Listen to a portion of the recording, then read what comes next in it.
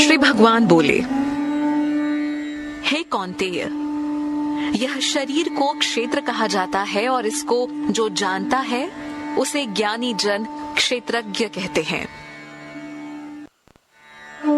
हे भारत, तुम मुझे सब क्षेत्रों का क्षेत्रज्ञ ही जानो।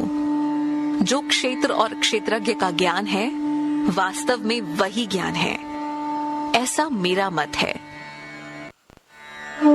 यह क्षेत्र क्या है, उसके गुण और रूप क्या है, उसके विकार क्या हैं, तथा वह किन कारणों से है, यह क्षेत्रज्ञ तथा उसकी क्षमता क्या है, यह सब संक्षेप में मुझसे सुन। यह क्षेत्र और क्षेत्रज्ञ का तत्व ऋषियों द्वारा वेदों की रचनाओं में बहुत विस्तार से कहा गया है। यह भली भांति निश्चय पूर्वक तर्कपूर्ण और ब्रह्म सूत्र के पदों द्वारा भी वैसे ही कहा गया है। 5 महाभूत अहंकार, बुद्धि, अव्यक्त प्रकृति, 5 इंद्रियों और 1 मन तथा इंद्रियों के 5 विषय, इच्छा, द्वेष, सुख दुख, यह शरीर, चेतना और समभाव, संक्षेप में ये क्षेत्र और उनके रूप हैं। अपने में श्रेष्ठता का भाव न होना, दिखावटीपन न होना, अहिंसा, क्षमा, सरलता, गुरु की सेवा, शुद्धि, स्थिरता और मन का वश में होना, इंद्रिय भोग में लिप्त न होना, अहंकार का न होना, जन्म, मृत्यु, वृद्धावस्था तथा रोगों में दोषों को देखना, लगाव रहित होना, पुत्र, पत्नी, घर आदि से बहुत अधिक जुड़ा न होना, अनुकूल और प्रतिकूल परिस्थितियों में चित्त का निरंतर समान रहना, अनन्य योग के द्वारा अटल भक्ति का होना, एकांत स्थान में रहने का स्वभाव होना और जन समुदाय में रुचि न होना, अध्यात्म ज्ञान का नित्य प्रयोग करना और तत्व ज्ञान को पूर्णता से समझना, यह तो ज्ञान है, किंतु जो इसके अतिरिक्त है वह अज्ञान है।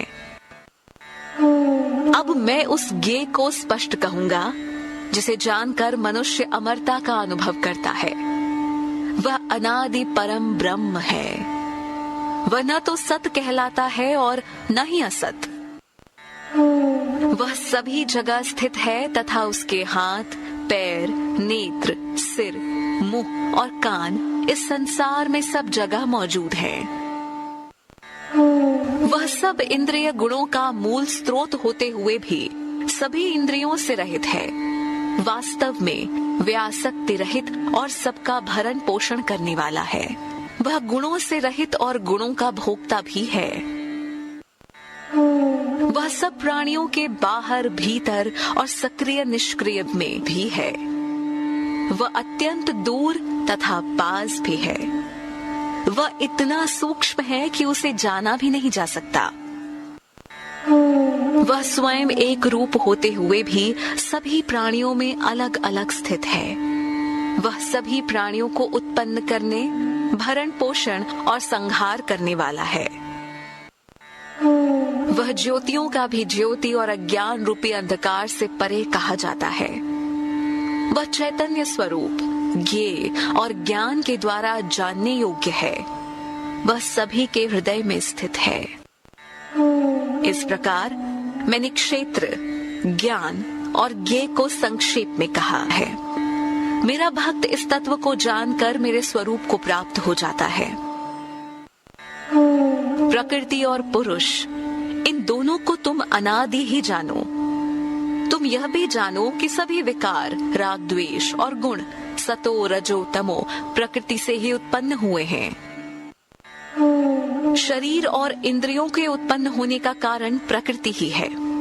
पुरुष को सुख और दुख के भोगने का कारण कहा गया है।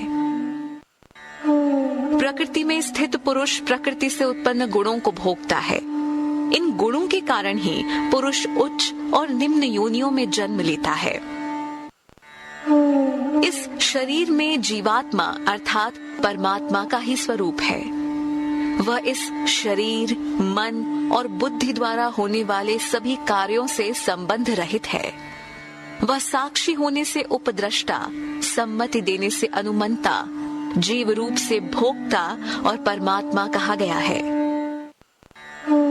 इस प्रकार पुरुष को और गुणों सहित प्रकृति को जो मनुष्य तत्व से जानता है, वह सब प्रकार से कर्म करता हुआ भी पुनः जन्म नहीं लेता है।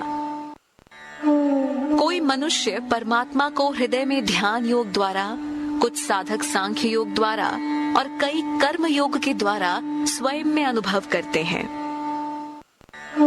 कुछ अन्य लोग जो स्वयं नहीं जानते, परंतु वे दूसरों से सुनकर ही उपासना करते हैं। ऐसे सुनकर साधना में डूबे लोग भी निस्संदेह मृत्यु को पार कर जाते हैं।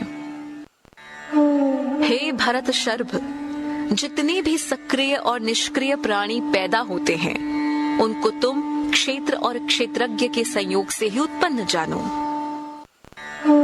जो पुरुष नष्ट होते हुए सभी प्राणियों में परमात्मा को नाश रहित और संभाव से स्थित देखता है, वह वास्तव में सही देखता है। जो मनुष्य सभी जगह ईश्वर को संभाव में स्थित देखता है, वह स्वयं को नष्ट नहीं करता और परम गति को प्राप्त हो जाता है। जो मनुष्य सभी कर्मों को प्रकृति द्वारा किया हुआ देखता है तथा आत्मा को कर्ता के रूप में नहीं देखता, वही यथार्थ को देखता है। जब कोई पुरुष प्राणियों के अलग अलग भावों को एक आत्मा में स्थित देखता है तथा आत्मा से ही इसे विस्तार हुआ जानता है, तब वह ब्रह्म को प्राप्त होता है। हे कौन्तेय, स्वयं अनादि और गुणों से रहित होने से यह अविनाशी और परमात्मा स्वरूप आत्मा शरीर में रहते हुए भी न कर्म करती है और न कर्म फल से प्रभावित होती है। जिस प्रकार सब जगह फैला आकाश सूक्ष्म होने के कारण कहीं भी लिप्त नहीं होता, ठीक उसी प्रकार देह में सभी जगह स्थित आत्मा भी कहीं लिप्त नहीं होती। हे भारत, जिस प्रकार एक ही सूर्य सारे संसार को प्रकाशित करता है, उसी प्रकार एक ही आत्मा संपूर्ण क्षेत्र को प्रकाशित करती है। इस प्रकार जो पुरुष ज्ञान दृष्टि से क्षेत्र और क्षेत्रज्ञ के भेद को तथा कार्य कारण सहित प्रकृति को जानते हैं, वे परम ब्रह्म को प्राप्त होते हैं।